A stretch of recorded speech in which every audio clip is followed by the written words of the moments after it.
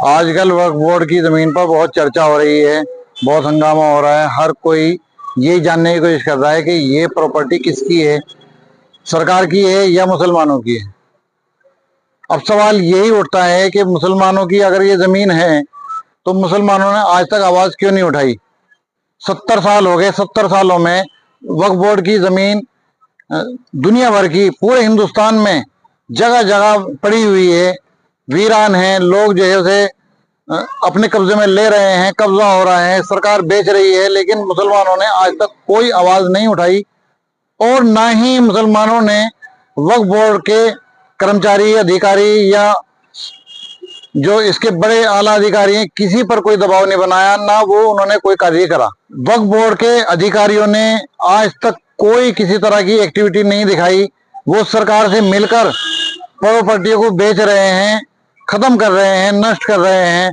और जहां प्रॉपर्टी जैसे किसी को लीज पर दी, किसी को रेंट पर दी, जो किराया जो पुराना चल रहा है 20 रुपए, 30 रुपए, 50 रुपए, आज तक वही चला रहा है, तो उसमें सुप्रीम कोर्ट के वकील जनाब शाहिद अली जी, जो बहुत ही सम्मानित हैं और माइनॉरिटी की बात करते हैं, माइनॉरिटी की बात को पुख्ता तरीके से रखते हैं और आवाज उठाते हैं, तो उनका बयान अगर आप देखेंगे तो आपको लगेगा वाकई आप बिल्कुल अंधेरे में हैं। तो ये वीडियो जरूर देखें। आप 30 से 35 लाख रुपए की प्रॉपर्टी के मालिक हैं, ये बात मैं कह रहा हूं जस्टिस सच्चर की रिपोर्ट के आधार पर। जस्टिस सच्चर ने अपनी रिपोर्ट में कहा कि रेलवे के बाद, डिफेंस के बाद में जो दिल्ली वक्फ, जो हमारे मुल्क का वक्फ बोर्ड है, वो सबसे ज्यादा प्रॉपर्टियों का मालिक है।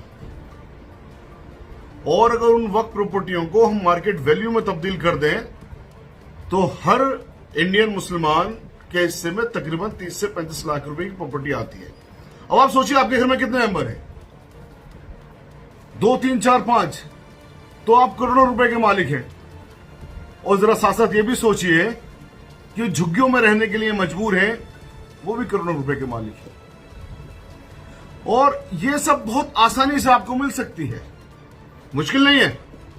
देखिए मैं आपको बताऊं, आज यौम आजादी का दिन है, आज जश्न का दिन है।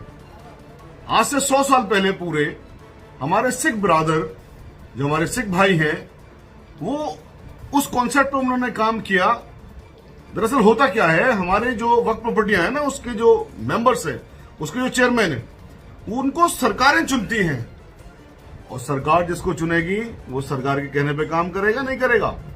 जब वो सरकार के कहने पे काम करेगा तो नतीजा क्या होगा, यानी कि जो पॉलिसी सरकार को सूट करेगी वो उस पॉलिसी पे काम करेगा। चाहे फिर प्रॉपर्टियां बिक जाएं, प्रॉपर्टियां कब्जा हो जाएं, चाहे वो रिलायंस का मालिक उस पर अपना महल बनाए, कोई मतलब ही नहीं है, क्योंकि सरकार ने जिसको अपॉइंट करना है वो सरकार का चमचा है, इसमें कोई शक की बात नहीं है।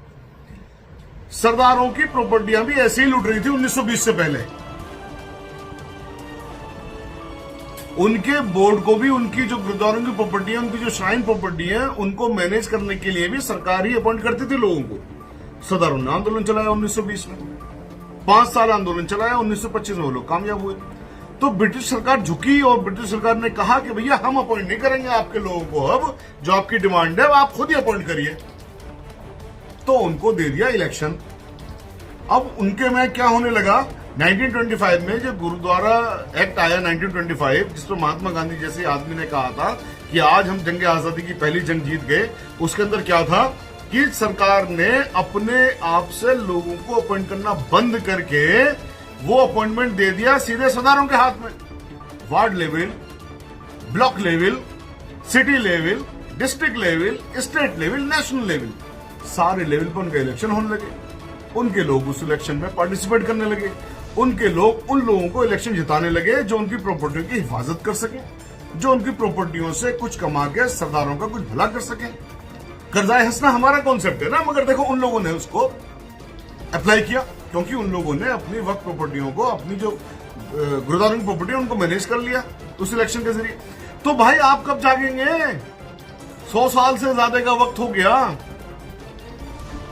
पूरे 100 साल इस डिमांड को सरदार 100 साल पहले जाग गए, उन्होंने डिमांड की, 5 साल में वो कामयाब हो गए। हम 100 साल बाद डिमांड भी नहीं कर रहे। और देखो ये जो सब्जेक्ट है ना, इसमें कोई शक की बात नहीं है, पॉलिसी मैटर है, सरकार बनाएगी इस पर एक्ट, कोर्ट नहीं कर सकती इसमें काम। हमने बहुत सारी पिटीशन लिखी है इसमें, और ये चूंकि सेंटर और स्टेट दोनों का सब्जेक्ट है, यानी कि सेंट्रल गवर्नमेंट भी इस पे एक्ट बना सकती है और स्टेट गवर्नमेंट भी बना सकती है। तो आप अपने अपने शहरों में, अपने अपने स्टेट में मांग करिए ना अपनी अपनी सरकारों से कि भैया सरदारों को तो जो चीज मिल गई 1925 में, उसकी हम डिमांड चलिए आप कर रहे हैं, हमें भी दे दीजिए वही चीज, क्यों अन्य कोई चीज तो नहीं मांग रहे। इलेक्शन कमीशन है सरदारों का, उनका इलेक्शन होता है बाकायदा, और नतीजा ये होता है कि उनके वार्ड में भी चूंकि कमेटी बनी हुई है, डिस्ट्रिक्ट में कमेटी बनी हुई है, शहरों में कमेटी बनी हुई है, स्टेट में बनी हुई है, नेशनल लेवल में बनी हुई है, उनकी एक भी इंच को कोई खुर्द बुर्द करने की सोच नहीं सकता। आपकी कमेटियां नहीं बनी हुई है, आपके बोर्ड में जिम्मेदार जो बैठे हैं वो सरकार के लोग बैठे हैं, और फिर सरकार उनको खुर्द बुर्द करवाती है। इलेक्शन लड़ने को तो पैसा चाहिए ना, तो ये पैसे, ये प्रॉपर्टियां आपकी हैं। आप यकीन जानिए, अगर आपने इनको आजाद करवा लिया, आपने सिर्फ वक्फ बोर्ड की जो लोग होते हैं उसके अंदर आपने अपने आप उनको डायरेक्ट इलेक्ट करवाने का एक्ट पास करवा लिया, तो आप 30 से 35 लाख रुपए की प्रॉपर्टी के मालिक होंगे। और यकीन जानिए, हिंदुस्तान के हर शहर में एक एम्स से अच्छा hospital, engineering college, medical college और बहुत सारे वैसे छोटे कॉलेजेस 12th लेवल तक के, पॉली क्लिनिक, नर्सरी कॉलेज, ये वक्फ बोर्ड की तरफ से बनाए जाएंगे। और जब ये होगा तो पूरा देश तरक्की करेगा, पूरा देश आगे बढ़ेगा, पूरी दुनिया में सबसे ज्यादा ताकतवर होंगे हम लोग। पता लगा कि दिल्ली में 990 वक्फ की प्रॉपर्टियां लोगों ने कब्जा कर रखी हैं, जिसमें सरकार भी शामिल है, जिसमें मुसलमान भी शामिल हैं, जिसमें और तमाम धर्म के लोग भी शामिल हैं। क्योंकि जब एक चीज बट रही होती है, उसका कोई रखवाला नहीं होता है, उसका कोई टेक केयर करने वाला नहीं होता है, तो वो जगह जगह बट्टी शुरू हो जाती है। तो 990 वक्फ प्रॉपर्टियां दिल्ली के अंदर लोगों ने कब्जा कर ली थी। इस चीज के बारे में हमें इंफॉर्मेशन लगी, तमाम डॉक्यूमेंट हमने हासिल किए। उन डॉक्यूमेंट को हासिल करते करते हमें तकरीबन 3 साल का वक्त लग गया। 3 साल के वक्त की मेहनत के बाद में हमें तमाम वो ऑर्डर्स हासिल हुए।